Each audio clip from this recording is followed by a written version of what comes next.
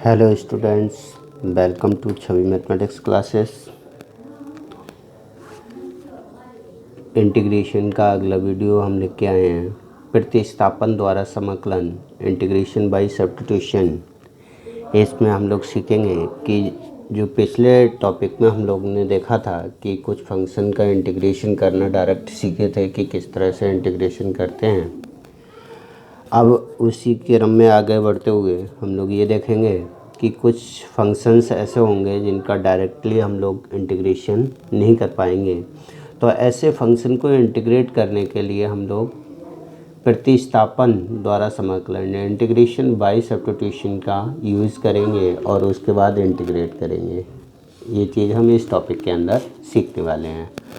आइए देखते हैं कैसे इसको करते हैं। जैसे कि फॉर एग्जांपल के लिए अगर कोई फंक्शन हमारा इस टाइप का है, F A X plus B plus minus इस टाइप का है और इसको हमें इंटीग्रेट करना है, ठीक है। तो इस फंक्शन को जनरली अगर एफ एक्स टाइप का हमारा फंक्शन होता था कोई भी फंक्शन, तो उसको हम डायरेक्टली इंटीग्रेट कर देते थे। अब इसमें हमें क्या करना होगा कि A F X plus B type का ये फंक्शन जो होगा इसमें लेट कर लेंगे सबसे पहले ए एक्स प्लस माइनस बी को कुछ अदर फंक्शन, ठीक है। और लेट करने के बाद में इसको सब्स्टिट्यूट कर देंगे और उसके बाद इंटीग्रेट कर देंगे। इतना सा काम हमें इसमें करना होगा, ठीक है। इस तरह से अगर कोई भी फंक्शन है, यानी कि हम ये कह सकते हैं कि कोई फंक्शन हमारा इस तरह से दे रखा है कि फंक्शन के अंदर फंक्शन हो, ठीक है। तो ऐसे फंक्शन को इंटीग्रेट करने के लिए हम इंटीग्रेशन बाय सब्स्टिट्यूशन का यूज़ करते हैं। आई होप ये बात आपको क्लियरली समझ में आ गई होगी, ठीक है। एक एग्जांपल लेता हूँ। फॉर एग्जांपल के लिए ई की पावर एक्स का इंटीग्रेशन होता है, कितना है, ई की पावर एक्स का ई की पावर एक्स ही रहता है और कांस्टेंट सी जोड़ देते हैं, ठीक है। अब यहीं पर ई की पावर एक्स की जगह पे मुझे ऐसे दे रखा होता ए एक्स प्लस बी सपोज, ठीक है। मैंने सीधा यही ले लिया। तो हमें ई की पावर एक्स का तो पता है, लेकिन यहाँ एक्स नहीं है, यहाँ कुछ और है। तो इसका इंटीग्रेशन करने के लिए हम लोग क्या करेंगे, पहले ए एक्स प्लस बी को कुछ मान लेंगे। जैसे सपोज जेड मान लिया है यहाँ पर, ठीक है। तो यहाँ पर सपोज जैसे कि A X plus B equals to Z, तो इसका डिफ्रेंशिएट करते हैं। ए कांस्टेंट एक्स का डी एक्स और बी का 0 इक्वल्स टू डी जेड। तो डी एक्स की जगह पे हम लोग लिख सकते हैं डी जेड अपॉन ए, ठीक है।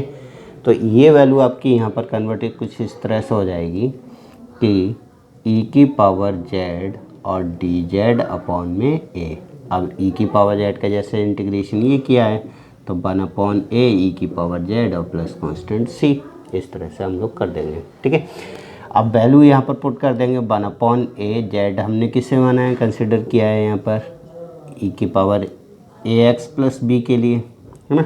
तो यहाँ पर भी हम 1 अपॉन ए ई की पावर ए एक्स प्लस बी इस तरह से करेंगे, ठीक है।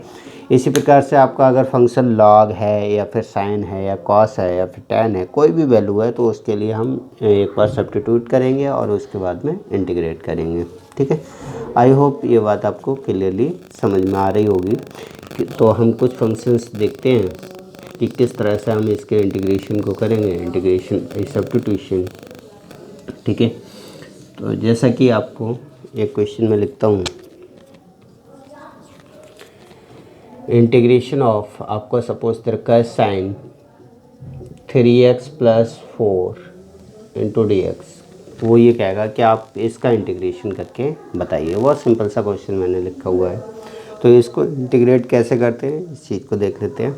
तो अगर यहाँ ओनली साइन होता तो सीधा सीधा हम इंटीग्रेट कर देते, लेकिन यहाँ ओनली साइन नहीं है। तो हम पहले क्या करेंगे, लेट कर लेंगे। Let 3x plus 4 equals to suppose मान लिया जेड, तो 3 कांस्टेंट x का dx हो जाएगा और 4 का 0 इक्वल्स टू जेड का dz, ठीक है। तो dx इक्वल्स टू हो जाएगा dz अपॉन 3, ठीक है। तो ये वैल्यू यहाँ पर 1 अपॉन 3 बाहर आ जाएगा और यहाँ साइन इसकी जगह पे कितना लिख देंगे जेड और dx की जगह पे dz, ठीक है। 1 अपॉन 3 जो है वो मैंने बाहर ले लिया है, ठीक है। तो हमें पता है 1 अपॉन 3 साइन जेड का इंटीग्रेशन माइनस का कॉस जेड, माइनस बाहर लगा ले रहे हैं यहाँ पर कॉस जेड और प्लस कांस्टेंट सी, तो यानी कि हो जाएगा 1/3 कॉस जेड की वैल्यू आपको पता है कितना है 3x प्लस का 4 और प्लस कांस्टेंट सी, ये आपका इंटीग्रेशन हो जाएगा। इस तरह से हम लोग इसके इंटीग्रेशन को करेंगे। आई होप ये बात आपको क्लियरली समझ में आ गई होगी। ठीक है, और देखते हैं इससे अलग हट के।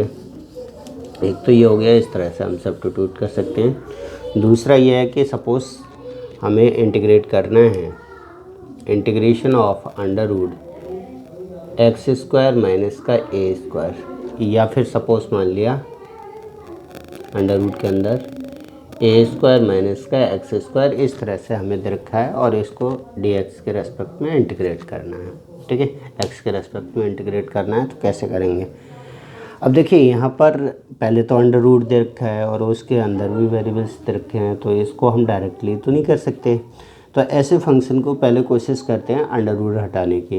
अंडर रूट हटाने की कैसे हटा सकते हैं डायरेक्ट, तो अब हट नहीं रहा, होल स्क्वायर बन नहीं रहा, तो इसमें कुछ हम वैल्यू को सब्स्टिट्यूट करते हैं, पुट करते हैं। क्या करते हैं पुट, देख लेते हैं। इस तरह का फंक्शन होगा तो साइन या कॉस कोई भी पुट कर सकते हैं। लेट x इक्वल्स टू हमने मान लिया ए साइन थीटा सपोज। ठीक है, तो dx इक्वल्स टू कितना आ जाएगा, ए साइन थीटा का डिफ्रेंशिएशन कॉस थीटा और डी थीटा। ठीक है, ये वैल्यू यहाँ पर पुट कर देते हैं। तो इंटीग्रेशन अंडर रूट की जगह पे अंडर रूट, a² की जगह पे a², x² की जगह पे रखेंगे a² साइन स्क्वायर थीटा। ठीक है, dx की जगह पे रखेंगे a cos theta D theta. Value को मैंने सब्स्टिट्यूट कर दिया है। ठीक है, अब देखिए इसके बाद हम लोग क्या कर सकते हैं, इंटीग्रेशन इसमें से a² अंडर रूट से बाहर लेंगे तो a बाहर आएगा, अंडर रूट के अंदर रहेगा 1 माइनस साइन स्क्वायर थीटा। ठीक है, a ये और कॉस थीटा डी थीटा आपका ऐसा ही। ठीक है, अब इसको ये a² बाहर आ जाएगा, integration 1 minus sine square theta cos square theta, under root से बाहर निकालेंगे तो कोई लेवल कितना आएगा cos theta into cos theta कितना आ जाएगा cos square theta D theta. अब देखिए स्क्वायर है, पिछले वीडियो में हमने देखा था कि अगर साइन स्क्वायर है, कॉस स्क्वायर है, टेन स्क्वायर है, तो हम इसको डायरेक्टली इंटीग्रेट नहीं कर पाते हैं, है ना। तो इसको इंटीग्रेट कैसे करते हैं ये भी चीज़ हमें आना चाहिए। तो इसको इंटीग्रेशन करने के लिए हम cos 2x वाले फार्मूले में कन्वर्ट करने की कोशिश करते हैं। ठीक है, तो cos 2x का जो फार्मूला होता है, एक होता है 2 cos स्क्वायर x माइनस 1, ठीक है, और दूसरा होता है 1 माइनस 2 साइन स्क्वायर x। ठीक है, तो इस तरह से हम लोग, अब देखिए हमें करना क्या, इसको कॉस स्क्वायर को कन्वर्ट, तो कॉस ऊपर वाले में है तो यानी कि ये वाला फार्मूला अप्लाई करना पड़ेगा। इसको इधर ले आएंगे cos 2x, तो यानी कि cos square x equal to हम लिख सकते हैं 1 प्लस cos 2x अपॉन में 2। ठीक है, तो ये लिख सकते हैं। तो ये वैल्यू जब मैं यहाँ पर पुट करूँगा तो ये कुछ इस तरह से हो जाएगा, a²/2, ये वाला 2 बाहर ले लिया है, और इंटीग्रेशन कितना आ जाएगा 1 प्लस cos 2x अपॉन में 1 प्लस cos 2x, 2 बाहर ले लिया और इनटू में x नहीं थीटा है तो यहाँ पर थीटा ही रहेगा 2 थीटा और डी थीटा। ठीक है, केवल मैंने इतना किया हुआ है। अब देखिए इसको ईजिली हम इंटीग्रेट कर सकते हैं। इंटीग्रेट करेंगे, थोड़ा सा ऊपर का रफ कर दे रहा हूँ।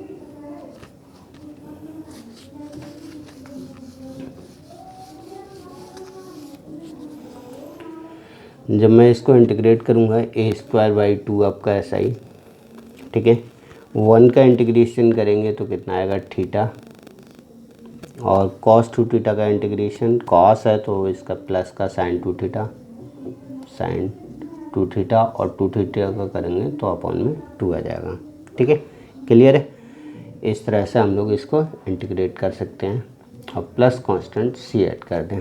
ठीक है, तो हमें वैल्यू किसकी पता है, हमें वैल्यू हमने पुट करा था कि x equals to cos theta, x equals to a sine theta. तो अब हमें वैल्यू चाहिए x में। ठीक है, तो जो वैल्यू चाहिए उसमें a²/2, ठीक है, यहाँ पर थीटा आपका ऐसा ही, और इसमें साइन और कॉस को कन्वर्ट कर लेंगे तो ये हो जाएगा आपका sine theta into cos theta और प्लस कांस्टेंट सी। तो यहाँ पर वैल्यू आ जाएगी आपकी ए स्क्वायर बाई 2 और थीटा की वैल्यू को रखेंगे तो मैंने माना था x equals to A sine theta, इतना माना था। ठीक है, तो थीटा की वैल्यू निकालेंगे तो साइन इनवर्स x अपॉन ए, इतना आ जाएगा। ठीक है, तो ये थीटा की वैल्यू मैं यहाँ पर पुट करता हूँ तो ये हो जाएगा sine inverse x upon A plus का साइन थीटा की value x upon A, cos theta की value under root 1 minus X square upon A square. ठीक है, कॉस थीटा की वैल्यू ये होगी आपकी, तो ये वैल्यू उठा के हम यहाँ पर रख देते हैं और प्लस कांस्टेंट सी। ठीक है, तो आई होप ये बात आपको अच्छे से समझ में आ गई होगी। या फिर हम इसको और थोड़ा सा आगे लिख सकते हैं, कितना लिख सकते हैं, अंदर मल्टीप्लाई करूँगा तो ये हो जाएगा A square upon A square by, या फिर ऐसा कर लेते हैं, पहले इस वाले को लिख लेते हैं। ठीक है, तो इससे ए एलसीएम ले लेंगे तो ए स्क्वायर से ए स्क्वायर कैंसिल आउट हो जाएगा, यहाँ ए स्क्वायर हो जाएगा, ए स्क्वायर से ए स्क्वायर कैंसिल आउट हो जाएगा, एक्स अपॉन ए। ठीक है, X upon A under root A square minus X square. ठीक है, X upon A under root A square minus X square और इधर हो जाएगा प्लस का A square by 2 sine inverse X upon A और प्लस कांस्टेंट सी। ठीक है, तो इस तरह से हम लोग इसको कर सकते हैं। आई होप ये बात आपको अच्छे से समझ में आ गई होगी और क्लियरली समझ में आ गया होगा और कर सकते हैं आप लोग अच्छे से। अच्छा सॉरी, एक मिस्टेक हो रहा है, ये वाला 1/2 की जब अंदर मल्टीप्लाई करेंगे तो ये आपका यहाँ पर भी चला जाएगा, 1/2 जो है इसमें मल्टीप्लाई हो जाएगा। ठीक है, तो यहाँ ए स्क्वायर से A square X upon 2, sorry X by 2। ठीक है, क्लियर है, तो इस तरह से हम लोग इसको कैलकुलेट कर सकते हैं। आई होप ये क्वेश्चन आपको समझ में आया होगा और आप इसे कर सकते हैं। Thank you for watching this video.